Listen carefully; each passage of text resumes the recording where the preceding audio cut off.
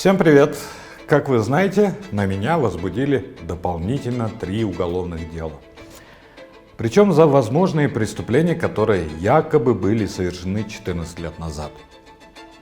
О сути самих дел расскажут потом юристы, но уже понятно, что обвинения абсурдны и не имеют судебной перспективы, не имели, по крайней мере, в другой стране. Я же предлагаю вернуться на 16 лет назад. Я благодарен родителям за прекрасное образование, которое они мне дали. Я закончил школу в Москве, окончил МГУ, учился в аспирантуре в Российской академии наук.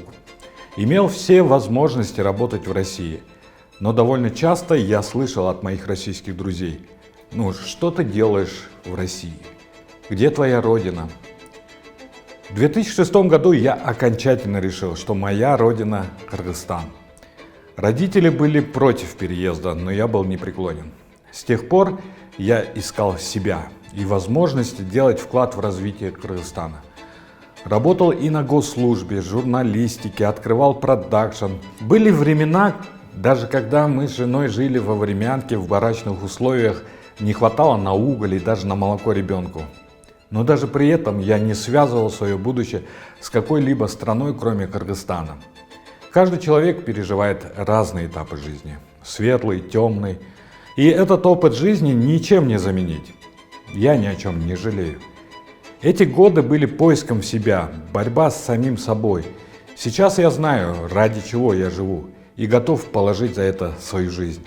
Знаете, чем я отличаюсь от тех, кто сейчас открывает на меня дела и отовсюду устраивает травлю на меня и на нашу команду?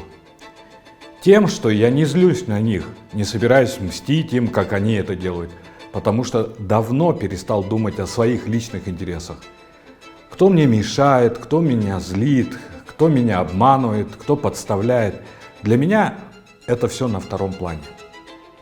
Важно, что обманывает наш народ. Важно, что обкрадывает наш народ. Я знаю, что коррупция и повальное воровство – главный тормоз развития Кыргызстана.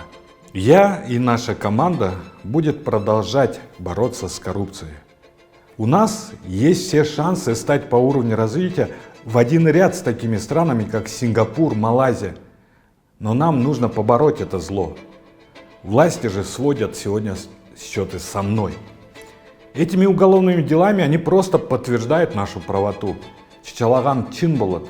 Еще раз повторюсь, не хотите попадать в расследование, живите честно. И знаете, о чем я думаю? С Ташиевым все понятно, я ему мешаю. Но замешан ли Садыр Джапаров? Понимает ли, что это не просто рядовой случай, а откровенное давление на свободу слова, а абсурдные уголовные дела на Кактус Медиа, на Next TV? Не в подводной же лодке живет. Вы знаете, мы свободный народ, свободная страна. Свобода слова у нас в жилах. Она передавалась из поколения в поколение через Манасчи и Токмо Акынов. Истинными носителями свободы слова исторически являлись именно они. Пока коррупционеры и властимущие не превратили их в шутов, восхваляющих их на их же тоях. Я рад, что Болот Назаров в нашей команде. Мы реально возрождаем историческую роль Акынов. Я всем своим иностранным партнерам говорю, что Кыргызстан исторически свободная страна, и наш дух невозможно сломить гонениями. И сейчас переломный момент в истории Кыргызстана. Отстоим ли мы свободу слова в Кыргызстане? Или же будем знать только то, что нам положено? Будет ли развиваться Кыргызстан? Или же дальше будет разворовываться мошенниками и аферистами? Все зависит от нас самих. Но я абсолютно уверен, что мы будем жить в процветающей свободной стране. Свобода слова – это реальное достижение нашей страны, и за нее надо бороться.